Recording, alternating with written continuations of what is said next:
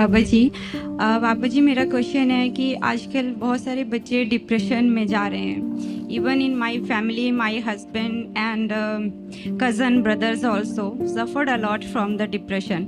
सो बाबा जी ये क्या प्रीवियस कर्मा है कि उसको वो भुगतान है या कुछ एनवायरनमेंट है, फैमिली प्रेशर? और बेटा आप हैरान होंगी कि अब इंडिया दूसरे नंबर पे आ गया है डिप्रेशन में।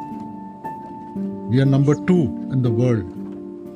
अब देखो पहले ना बड़े बड़े परिवार होते थे।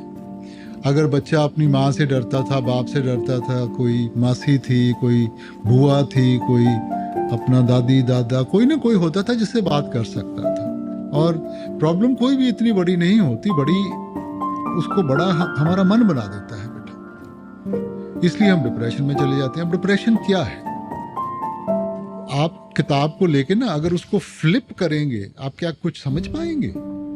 मगर एक एक पन्ना करके जाएंगी, आप पढ़ भी सकती हैं, समझ भी सकती हैं। तो जब वो मन ओवर ड्राइव में पड़ जाता है ना, तो उसको कुछ समझ नहीं आती, उसको डिप्रेशन हो जाता है बेटा। तो डॉक्टर भी जो दवाई देता है क्या देता है कि मन आहिस्ता चले, उसका ड्राउजी हो जाएगा, मन स्लो हो जाएगा, उसको समझना आसान हो जाएगा बेटा।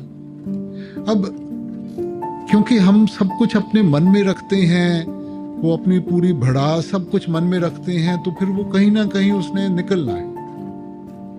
अब अगर माँ बाप हैं या बहन भाई हैं, यार दोस्त हैं, एक दूसरे से बातचीत करें। अब बातचीत खत्म हो गई है ना। घरों में बाद में कोई जाता है, पहले टीवी ऑन हो जाती है या हाथ में सेलफोन आ जाता है। ना कोई इकट्ठा बैठ के खाना खाता है, ना कोई एक दूसरे का दुख दर्द बांटता है। इसीलिए ये चीजें होती हैं। तो ये तो हमने खुद अपने ऊपर लाई है ना ये अवस्था। अब ये कहना कि जी किस्मत में लिखा था या और कोई चीज थी, ये अवस्था तो हमने खुद बनाई है। तो क्यों नहीं परिवार इकट्ठा बैठ के रोटी खाता? क्यों नहीं एक दूसरे से बात करते? अब बड़े बड़े शहरों में वक्त किसी को होता नहीं है।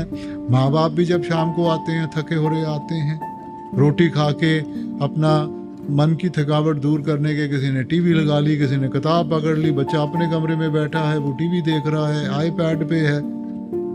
तो क्योंकि बातचीत खत्म हो रही है बेटा। अगर बातचीत बनी रहेगी ना तो कुछ नहीं होगा।